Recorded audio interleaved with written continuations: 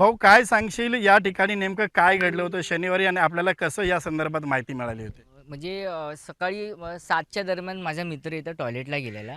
तर त्या ठिकाणी तो टॉयलेटला उभा होता. तर इथे साडी पडलेली आणि तिथे तो टॉयलेटला उभा होता. त्याला असे पाय हलताना दिसले. तर म्हणजे पाय त्याला दिसले. तर त्याला असं वाटलं कुणीतरी मारून टाकलं असेल म्हणून तो घाबरून आमच्यापर्यंत आला. त्याच्यानंतर आम्ही इथे जेव्हा मी चौकशी करण्यासाठी आम्ही बघायला आलो, "अरे काय बघूया?" जेव्हा मी माझा कॅमेरा चालू करून आतमध्ये गेलो, तेव्हा आजीचे एकदम पाय हलत होते. मी आणखी जवळ जाण्याचा प्रयत्न केला. जवळ गेलो तेव्हा कळालं की त्या आजी जिवंत आहेत. जिवंत आहेत आणि मी आणखी पुढे गेलो तेव्हा त्यांचा असं चेहरा सडलेला दिसला. म्हणजे चेहऱ्याचा हा भाग पूर्ण त्यांचा सडलेला होता. मग नंतर मी त्यांना हाक मारली. "आजी," म्हटलं, "आजी कुठून आलात तुम्ही?" आजी फक्त ओरडत होत्या. आजी म्हणजे जोरजोरात ओरडत होत्या आणि त्यांच्या नातूचं नाव घेत होती. "सागर, सागर, सागर" असं जोरजोरात बोलत होत्या.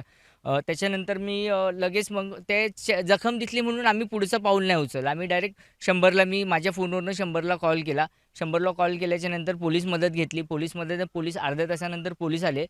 पोलिसांनी जेव्हा चौकशी केली, थोडंफार पोलिसांनी ह्यांनी बाहेर काढलं आणि माझे 2 मित्र होते त्यांनी बाहेर काढलं. बाहेर काढल्याच्यानंतर पोलीस सोबत होते. बाहेर काढल्याच्यानंतर